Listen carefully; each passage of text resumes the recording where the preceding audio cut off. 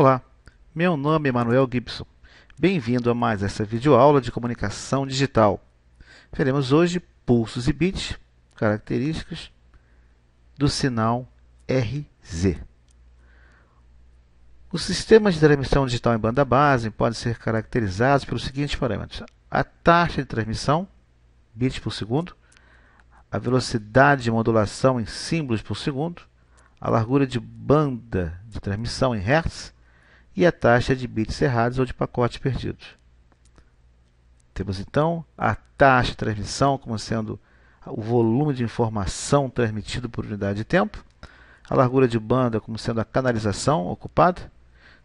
O sistema busca transmitir a máxima taxa na largura de banda disponível, tudo isso sendo limitado pela taxa de bits errado especificado ou número de pacotes perdidos. O triângulo digital é constituído pela taxa em bits por segundo, a largura de banda em hertz e a taxa de bits errados. Procura-se então maximizar essa taxa e usando a menor largura de banda possível com a menor taxa de erros, ou dentro dos critérios ou padrões de aceitação estabelecidos. A taxa de erro é função do canal, da modulação e da codificação para a detecção e correção de erro, ou codificação do canal. A largura de banda vai depender da modulação utilizada e da codificação da fonte, compressão digital. A taxa é função do serviço pretendido. A velocidade de modulação expressa em símbolos por segundo, originalmente em Baud, está associada à largura do pulso, indica a largura de banda mínima de transmissão e relaciona-se com a taxa de transmissão, não sendo necessariamente o mesmo valor. A velocidade de modulação é definida como o inverso da largura do menor pulso existente no trem de pulsos, e a largura de banda é 50% da velocidade de modulação. A energia do pulso é dada na equação. A energia média, um somatório do produto da energia do iésimo pulso com a probabilidade de ocorrência desse pulso. A qualidade na recepção, a taxa de bits errados, está ligado à relação AB-N0, a relação sinal-ruído. Então, procura-se um valor adequado da energia do pulso. Então, observe que a energia do pulso é a função da amplitude transmitida e recebida e da duração do pulso. Aumentar a duração do pulso significa reduzir a taxa de dados. Então, essa é a solução de compromisso na engenharia de telecomunicações. Vemos na figura um trem de pulsos, um sinal RZ com duty cycle de 50%. Observe que a palavra digital associada a esse trem de pulso, essa forma de onda, foi dada. Temos 10, 10, 01 e 10. 8 bits em 8 milissegundos. Observe ainda que temos uma base de tempo de 1 milissegundo. O pulso, que representa o bit 1, ele fica em nível alto em AP 50% do tempo, vai a zero no restante da janela. O bit 0 é caracterizado pelo nível 0 durante toda a janela de amostragem.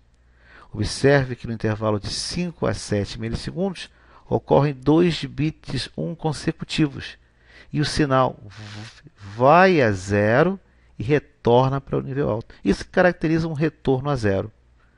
Bits 1 consecutivos teriam essa transição no meio da janela.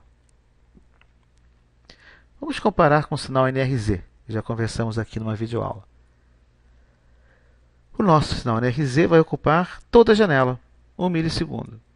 O nosso trem de pulso RZ, de 50%, vai ocupar metade da janela. Observe que a mesma palavra digital de 8 bits é transportada, transmitida pelas duas diferentes formas de onda, NRZ ou RZ. A informação é a mesma. Observe agora a base de tempo. No sinal NRZ, o pulso alto demora toda a janela. No trem de pulsos RZ, 50%, o nível alto fica apenas nesse estado em 50% do tempo. A base de tempo sempre 1 milissegundo. O bit 0, em ambos os casos, mantém-se em nível baixo por toda a janela. Essa é a base de tempo, o clock do sistema, 1 milissegundo.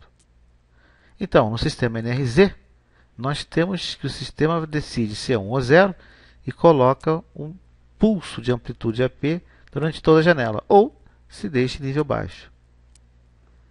No sinal RZ 50%, se o sinal a ser transmitido é o bit 1, o sistema coloca o nível alto em 50% da janela, daí o sinal RZ de 50%. Se o nível baixo, coloca o nível baixo.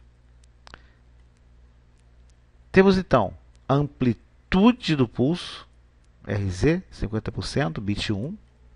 Temos a base de tempo de 1 milissegundo, o pulso não ocupa toda a janela. A duração do pulso em nível alto, que é de meio milissegundo ou 500 microsegundos. E a pergunta quantos bits ocorrem no trem de pulso RZ, se voltarmos à figura, podemos constatar que é 8, são 8 bits. A velocidade de modulação, 1 sobre a menor duração do pulso, nos dá 2.000 símbolos por segundo. A largura de banda é metade em Hz, então 1 kHz, largura banda mínima de transmissão.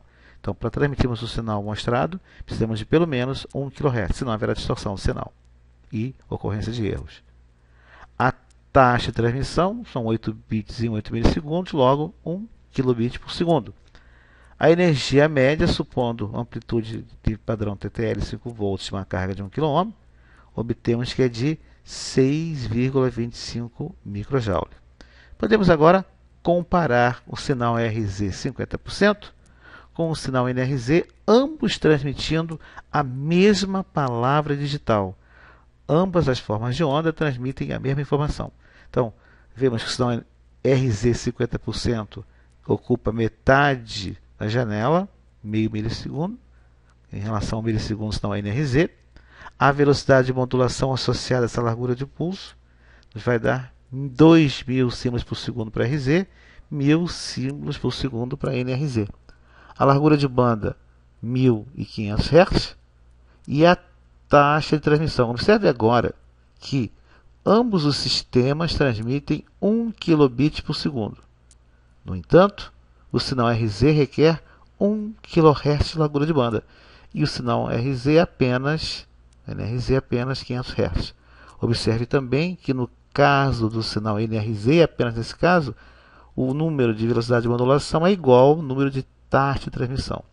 A energia média do bit é claramente metade no sinal RZ 50% em relação ao NRZ.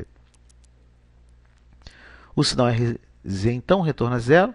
A taxa em bits por segundo é diferente da taxa em símbolos por segundo. E o Duty Cycle vai ser definido como uma relação entre a largura do pulso, a duração do pulso, e a largura ou duração total da janela da base de tempo. No caso que estamos analisando, temos 1 milissegundo dividido por 2 milissegundos, que é 0,5 ou 50% de Duty Cycle. As vantagens do sinal RZ, de uma forma de onda RZ, são, primeiro, menor nível DC médio para longa sequência de bit 1. O nível não fica alto o tempo todo, como no NRZ, apenas metade do tempo.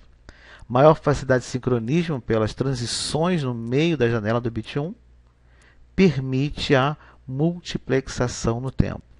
As desvantagens do sinal RZ são, primeiro, dificuldade de sincronismo para longas sequências de bit 0. Ausência do sinal, que pode ser confundida com longas sequências de bit 0. Menor energia média do bit no trem de pulsos, pela menor duração do pulso. E requer maior largura de banda. Veja, uma longa sequência de zeros e nós temos dificuldade de identificar a não existência de sinal ou essa longa sequência. Uma longa sequência de bits 1 nos fornece uma transição no meio da janela, facilitando o sincronismo. A energia, no entanto, é menor. Então, para o bit 0, longa sequência, onde está o sinal e onde está a transição para o sincronismo.